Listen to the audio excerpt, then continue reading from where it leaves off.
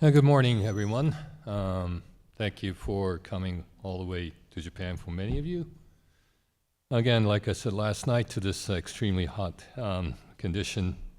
Believe me, during winter, of course, it gets cold here. But you know, it's beautiful sunshine outside. Unfortunately, you'll be stuck inside this room, but hopefully you can wander around. First, I'd like to really thank you for coming over to this school, to Kobe, to the school, to our center, to learn about the latest and greatest regarding HPC.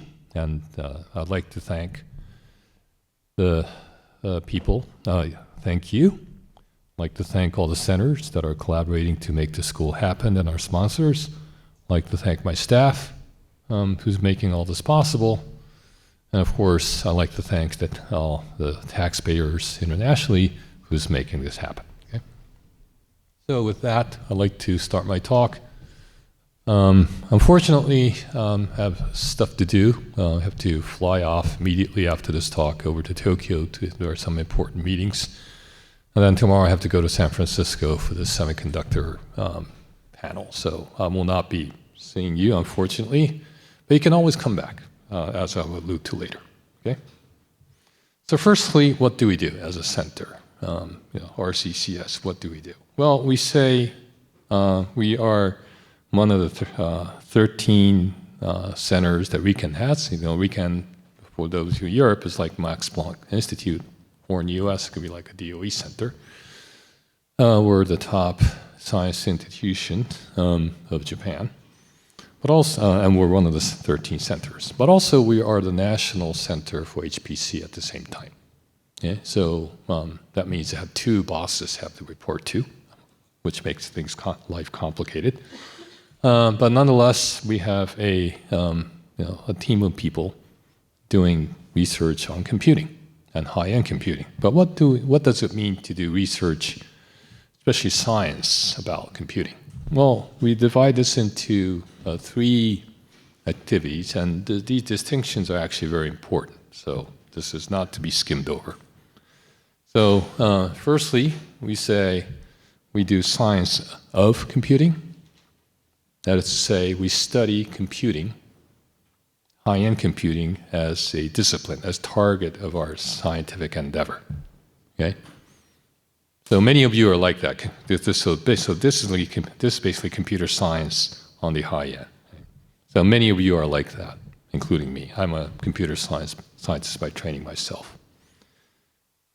But many computer science departments all over the world will be just restricted to that. You just study computing, but you don't get associated with other sciences as much. Whereas high-end computing, be it traditional simulation, or now with AI and others, or big data, it's very important to have our discipline be a tool or an underlying discipline to advance the sciences in those disciplines.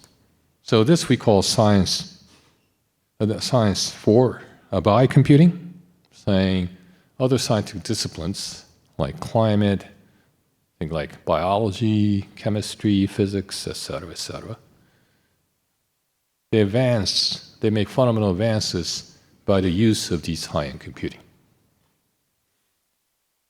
So if you look at our center, there are more people working on this rather than computing itself. But of course, we have lots of people working on science computing, but we also have lots of people working on science by computing, and during the week, you'll hear both.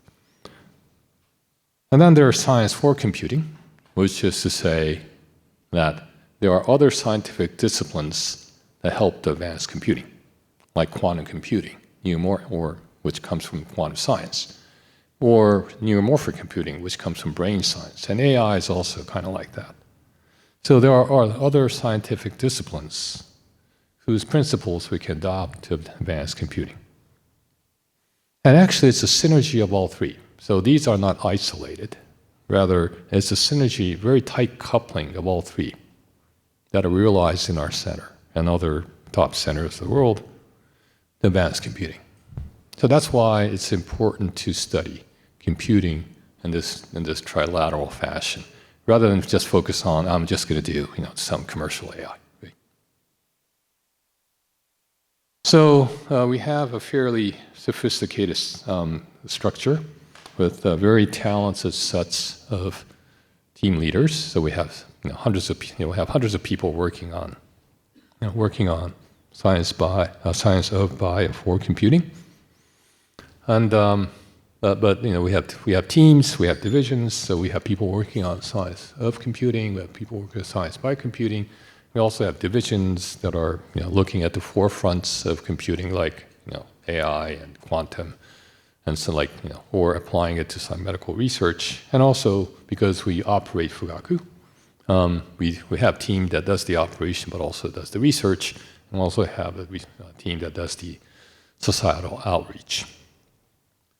And we are recruiting new leaders, and of course new people, from interns to postdocs to researchers, and of course to the leadership. We just hired a new female lead. She'll construct a team to work on high performance clouds and security in high performance clouds. Okay? So that'll be a new team that will be stood up in 2024. Also have a new team working on digital twins that will start in April 24. So if you're interested, we have lots of programs to recruit and to incubate people, not just at school, but we have internships, and we have a variety of internship programs. We have postdoc programs, and of course, we can hire as a full-fledged researcher, or even a team, or even leadership if you become really good. And some of the people we have are really, really good. And so if you're interested, talk to me, or talk to Imamura-san, or talk to any of the lecturers.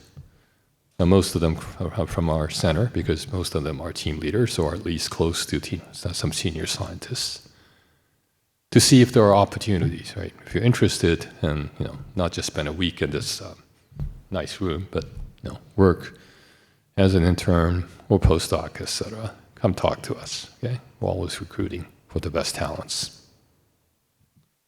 Okay, with that, I'll talk a little bit about Fugaku. So you'll see this on Friday, I think. It's a very big machine that we have built. It occupies about 3,000 square meters, which is about half of a soccer field. It has 432 cabinets, so 158,976 nodes, or about 160K nodes, each node having a processor, ARM processor with 48 cores, which means we have nearly 8 million cores. Uses about 16 megawatts, so actually it's very power efficient. It has 163 petabytes per second of memory bandwidth, and I'm going through the numbers here. But this is the machine. We have to do any hands-on exercise. This will be the machine you'll be using. Okay? A very small portion. Okay? But when you become a researcher or a collaborator, of course, you get to use a big portion. And it's quite normal for people to be running jobs with thousands or even tens of thousands of nodes on this machine. Because why? Well, because it's possible, and that's the way to get the sciences done. So we have number one accolades on various rankings, like top 500 or HPC. Of course, other machines have escalated, so we're no longer number one in all the rankings. We're number one in all the rankings for a couple of years. We're still number one on several of these metrics, like HPCG or Graph 500. But also, we won various prizes in the applications of the Gordon Bell Award, Gordon Bell Prize, and also, there are many, many accolades that this machine has won. So just give you a few samples of the applications that are now made possible. And these are not demonstrative applications. These are applications that are implemented for real, to really impact the society. Because at the end of the day, it's really important for the sciences, especially those that are expensive, to impact the society Otherwise, we can't justify our expenditure to the taxpayers. So this is an example. It was done by a team led by Makoto Tsubokura. And so he's doing a very extreme high-resolution computational dynamics, and very advanced. So like, automobiles, but with full simulation, not just wind tunnel simulation, but with wind shears or with full vehicle simulation with suspensions and so forth, or jet turbines with acoustics, or even the whole city, at the centimeter resolution. So these are billions and billions of degrees of freedom. So when Fugaku was, so the software was being developed as Fugaku was being developed, but then COVID hits at the very last moment when Fugaku was being completed. So we're locked down. Still remember those few years where we were spending time like in lockdown in our rooms.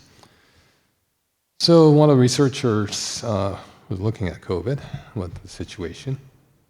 I hope the animation works. Doesn't work, okay.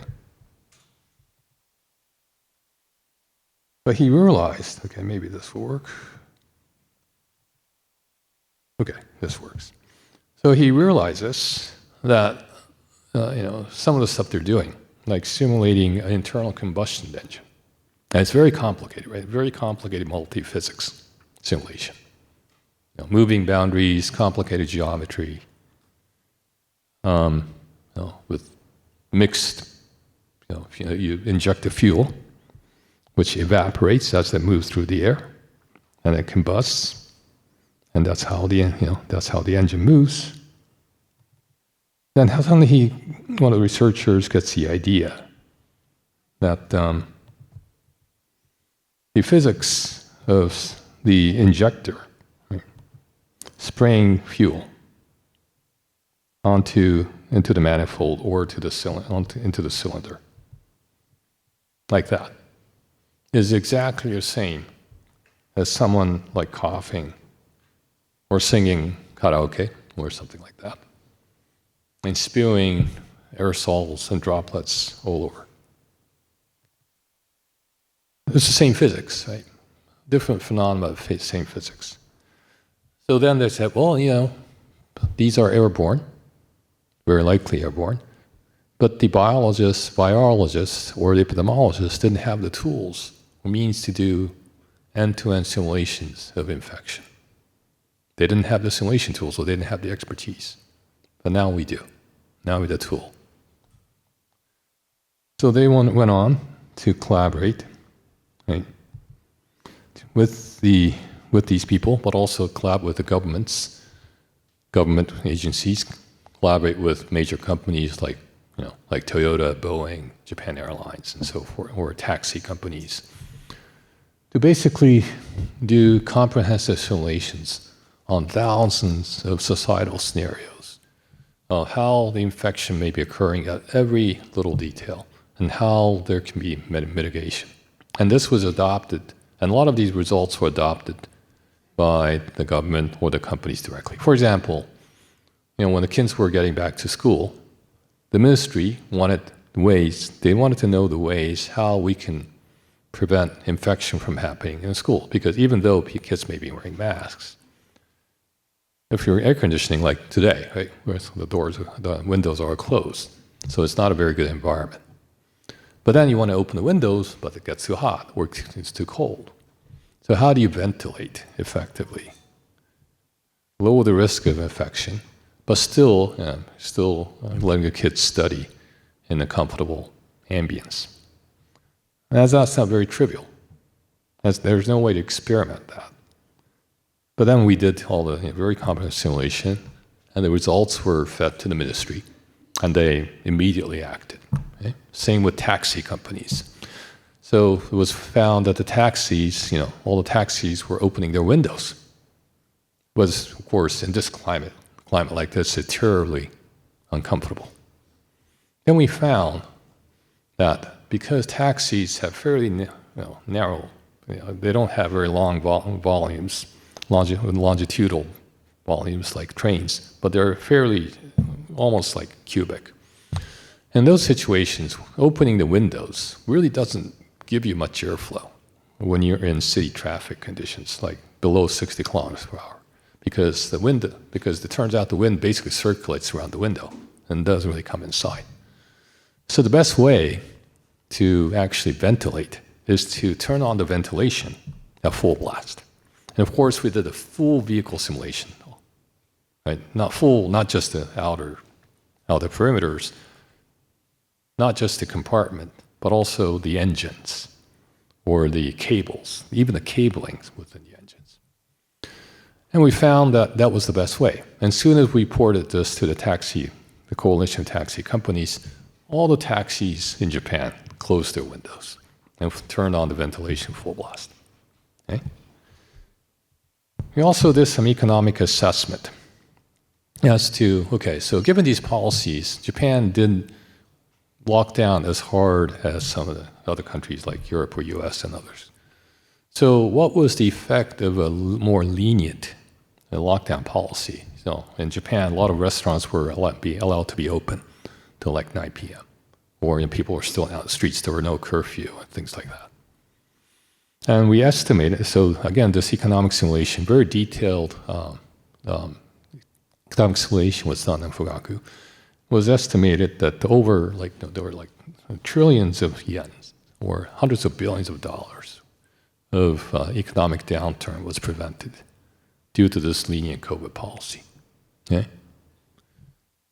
Same thing with disaster. So Takemasa Miyoshi is sitting back there, just his work. So I don't take any credit, but this is a fantastic work that almost won the Gordon Bell Prize for Climate Modeling, became a finalist, but that's still a very proud achievement. But basically, they planned the Tokyo Olympics to be precisely forecasted for weather because, Tokyo Olympics was supposed to be held in this weather. Very hot. So let's say you're watching a marathon and it was very hot. But suddenly the torrential rainfall comes. So you want to avoid this terrible hot conditions, but also you want to avoid this torrential rain, like you may have experienced yesterday. So this is a real-time, very detailed forecast. But not only that, they multicasted a very detailed, high-resolution forecast onto your cell phone, because now we can get geolocation, we get very precise real-time forecast. And this was done using almost like 6-7% of Fugaku for about 4 weeks. Unfortunately, Olympics happened without audiences, so a lot of this were not well utilized, but still, we were able to demonstrate that the power of this ultra-high-end supercomputing allows for these societal benefits to be realized. Lots of medical applications. So this is an example of what's called a UT heart. This is very extremely highly detailed simulations of human heart. Okay? It simulates everything from the muscles to the electrical signals, to, of course, all the fluids going through the heart. Basically, it's a very, very detailed digital twin of your heart. And I say digital twin because it's not just an ideal heart that can be simulated. Now we can take a scan of your heart, right? Every one of us. Or mine. We can take a scan, like a CT scan of our heart, and actually reconstruct our heart in real time within Fugaku. And this gives us amazing diagnostic capabilities. Let's say you have a heart disease, you want to have to have an operation. We can do pre-diagnostics. Like what the effect of surgery, or we have to have an implant. We can design a new implant. Or it can be some hereditary diseases. Or there can be this also simulates heart conditions with some of the chemistry associated with the cellular chemistry.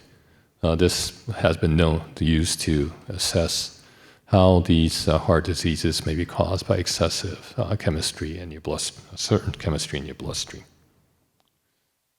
So, this is a digital twin that allows, now with power of supercomputing, combining AI, simulation, etc., to implement the real stuff. in digital space and really provide solutions to important societal problems, including things like carbon neutrality, health, and sustainability. Okay. So we have done an assessment of how much economical impact this has, return on investment. Okay. So you can hear like stories like, the AI companies, we're spending billions, okay, on our infrastructure. What's the economic impact of Fugaku? What's the return on investment? So initial assessment we did a couple of years ago says, it would cost about $1 billion or euros, almost the same, to build Fugaku. But the return on investment is about 80 times that. So it's nearly 100 billion. And this was even before all the AI boom. Okay. So we're doing the assessment again. I'm sure it'll exceed 100 billion. That's return on investment. And you're hearing, stories about AI companies investing, billions, but the return is projected to be not that great. Okay? So this is what the real stuff is.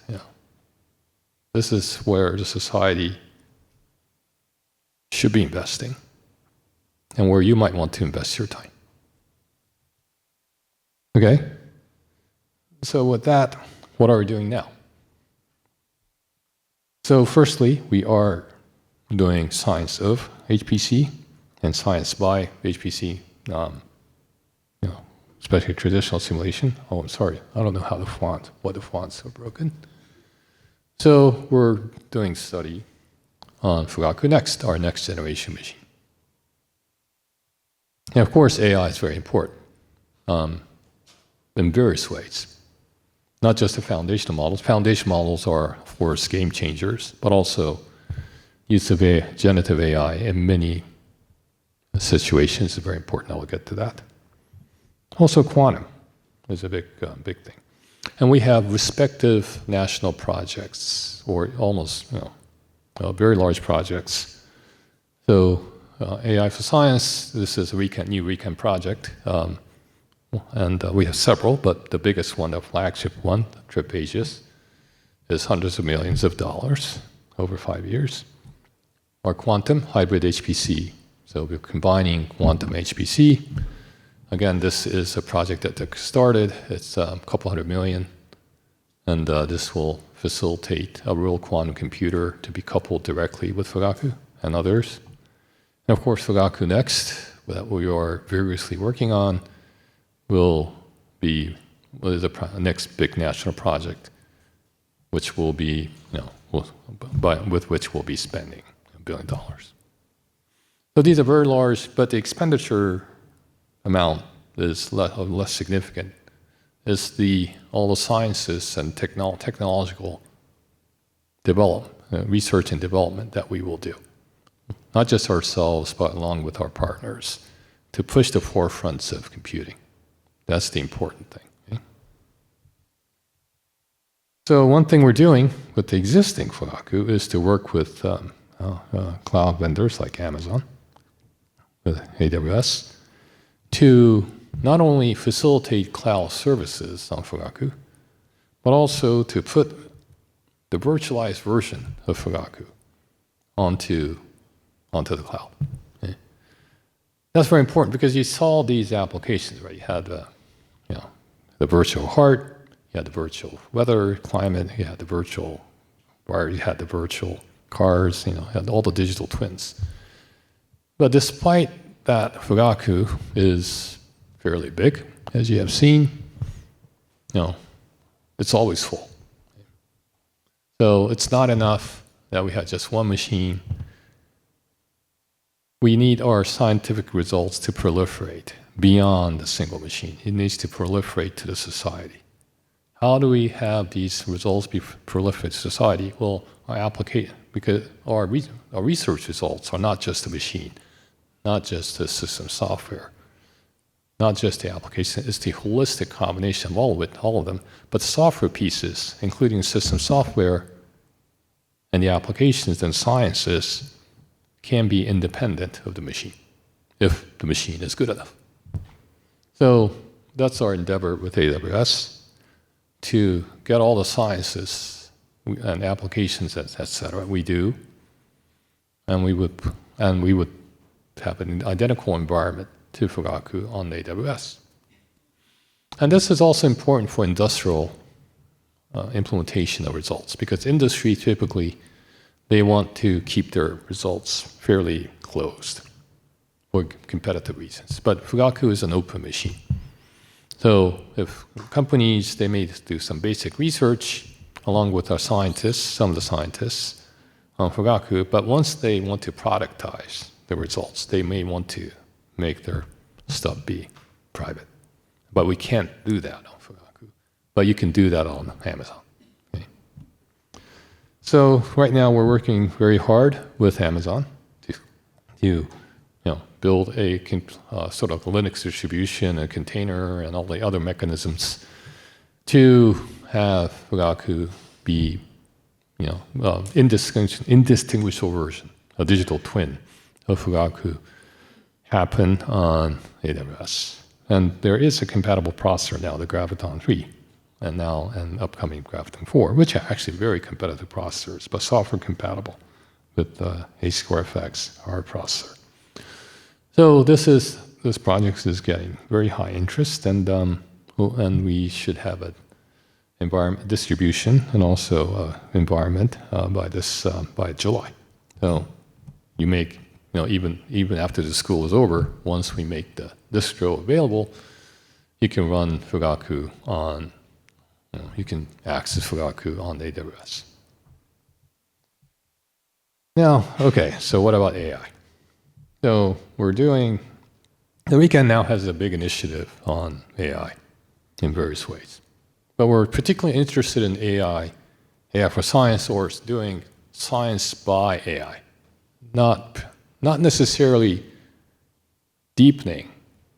Well, we do, but not necessarily like digging a hole to some AI verse where it's not usable by anyone, or just doing stuff commercial.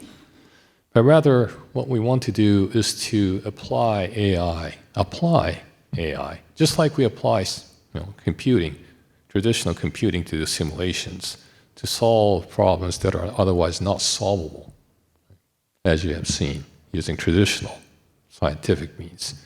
We want to use AI to solve some of the hardest problems in science that are otherwise not solvable. And of course, in reality, we want the combination of AI and traditional simulation, first principle simulations, and AI, which is more an empirical method, combine them to solve scientific problems that are otherwise not solvable. Okay? So we want AI to solve science, not to serve chatbots. Okay? So there are various ways that AI can help. For example, AI can, one area is of course recognition, because in science we get a whole bunch of observational data.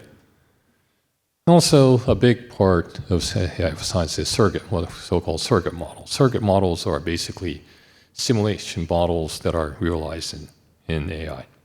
So you train from simulations, but then you run the neural network to emulate a simulation. Okay? That's surrogates.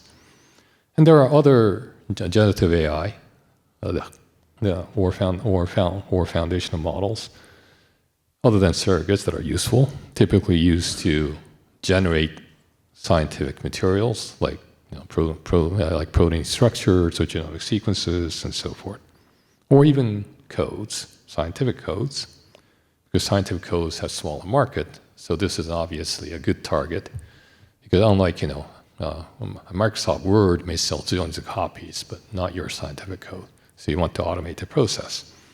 You also want to automate not just the computing side, but also robotics experiments. So you want to replace humans, the lab robots, human lab robots with robots. But you want to design the experiments. In fact, you want the AI to generate the hypotheses, right? AI to go through and try to generate the hypotheses and generate plans, right? How to verify the hypotheses. You want the AI to control the experiments or the simulations for verification. You want the AI to collect the data, analyze the data. You want the AI to write your paper, right? And you want the AI to submit the paper to journals and respond to reviewer comments, which the reviewers may also be AIs. Right? And you get the paper gets accepted, but then you put it in an archive, and but the AI bots will read it and summarize, and then you go all over again. So AI is basically a cycle, what's called a PD. Science is driven by this plan, do, action, like a PDCA cycle.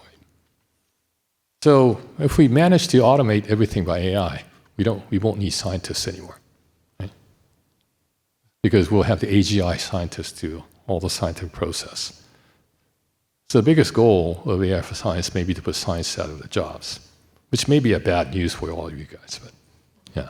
So you have to compete with AI, not to become insignificant. In fact, you need to rule the AI, right, in science, which will give you a much better opportunity.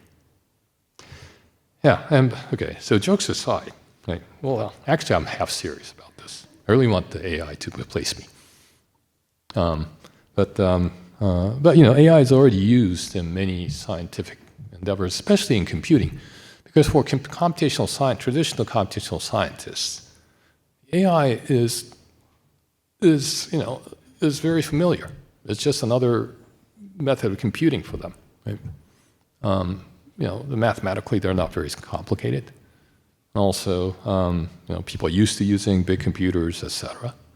So the adoption of AI into the life cycle of doing science by computing, it's already happening. In fact, it's more of a norm. It's not a new thing. It's most scientists use AI, not just computing nowadays to some extent. For example, that's an AI used with tsunami, with surrogates, to determine how, when there's an earthquake, you train the surrogate, but because doing a real-time simulation after tsunami happens could be too slow, even for Fugaku. But with surrogates, you can accelerate it by 1,000 times faster, and besides, you need much smaller resources. So instead of requiring a big supercomputer, you may just use a workstation. So when tsunami happens, the surrogate, instead of on Fugaku, it may take 15 to 20 minutes to compute, which by then it would just be too late. But on a surrogate, we can compute this in like a few seconds. So we can give ahead of time warning for people to evacuate. In fact, just like the weather, we can make the forecast be geospatially customized. So we can send warnings to each and every one of the people who are affected. Depending on the geolocation, they'll say, run this way, run for your life this way. Okay? Same with earthquakes. In fact, surrogates allow you to accelerate computing by orders of magnitude in some cases. So that was a Gordon Bell finalist, and the team at the University of Tokyo, they accelerated the earthquake simulation to the extent that it's effectively a 10 exaflop simulation. So they have a 200 kilometer, about a 50 kilometer region, something like that, at meter resolution. Same, well, it's not just acceleration, but AI can generate design or verify design or optimize design. So this another work being done by Tsuboka-san's team to automatically design cars that are aerodynamically, not only aerodynamically efficient, but also stable and also look good. Because you don't want to just, a badly designed car. It doesn't sell. So you need to basically satisfy all three elements. But that's hard. That's what the human designers do. But with the use of AI combined with simulation, you can, this allows you to design thousands of cars over the period of a week, where a human designer, it's a lifetime job. And that's a pharmaceutical, designing drugs is complicated. Again, combination of surrogates, combination of things like AlphaFold, but combined with other molecular dynamics simulations, etc., allows you to significantly accelerate drug development. Now, when you look at AI for science, there are a lot of elements are the same as traditional AI research, but or consumer-facing AI research, but a lot of things are different and, in fact, very challenging. Because traditional AI, they work with stuff like text and images, which are fairly low-dimensional, ubiquitous, and also very low resolution. But the science, you deal with high resolution, or you deal with scientific data, which are semi-structured, like proteomic structures. But data can often be high quality. Although Yoshida may differ, because he's working on data assimilation, so he says, well, a lot of data have errors. But still, compared to what you scrape over the internet, there are a lot less errors. Unfortunately, the support for scientific data is still poor. But it's an opportunity for people who want to work on our science. The volume of data really is different, because even like GPT-4 is trained on, let's say, order of 100 trillion tokens. But there are many, many data sets in science that easily exceed petabytes. Right? So training, if you are using a large language model, foundation model style models, or transformer-like models, you need to deal with petabytes instead of 100 terabytes like OpenAI is doing. The growth. Well, there's a recent paper out that says by 2028, most of the data, human-generated data, will have been trained or learned. Because at the end of the day, it's only human-generated data over, let's say, centuries, or maybe images taken from cameras. But most sceneries look the same. You look this way, look that way. Really doesn't look that different. Right? But scientific data is very different. And they say, some people claim that the heydays of AI, consumer-facing AI is over, instead of getting super intelligence, because we're saturating on the data we're being trained on. Intelligence of these AI may not progress much beyond what we have today. Whereas if we train them with new data, or scientific data, this may be the key. And of course, some of the hyperscalers know this, and that's why some of them are investing into science now. But unfortunately, there are more than 1 million scientists, even alone in the United States. And none of the companies, including OpenAI or Microsoft, they cannot hire all 1 million scientists and sponsor them, unfortunately. It's the government's role. Authenticity, ownership, and there are many other elements. But this tells you, and also some of the technical elements. For example, being able to handle very long requirement to handle very long sequences makes AI for science not only valuable for science, but very technically challenging, going beyond what the consumer-facing AIs do. Okay? And I won't really get to this. I think some of the lecturers will touch upon these issues. And also, but there are lots of unknowns. For example, we want to create some foundational model for science, a multimodal foundation model for science. But how do we do that? Yeah. Can we build all one mighty foundation model just like GPT-4 for consumer-facing AI? Can we build something like that? In fact, GPT-4 is pretty good at doing science too, I must admit. Not a great scientist, but he does a reasonable job. So can you build one big scientific foundation models with packing all the scientific knowledge so it can cross-pollinate? Or do we create individual models per each domain? Because science is very specialized in domain. So we have a baseline model, but we train each model to be customized per domain. Or we may have something in between. So both approaches are being taken. Obviously, the latter is cheaper. So you take an existing model like Llama 3, then you train it, or Llama 3B, and you train it with additional data. That's what some people are doing. But of course, some approach, for example, Oregon National Labs, is leading this trillion parameter consortium for AI for science that we're also a founding member.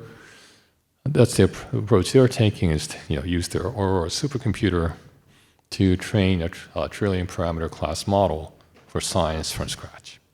Okay? So, but it's not known, and this is for some of you to find, maybe some of you to find out which approach is better.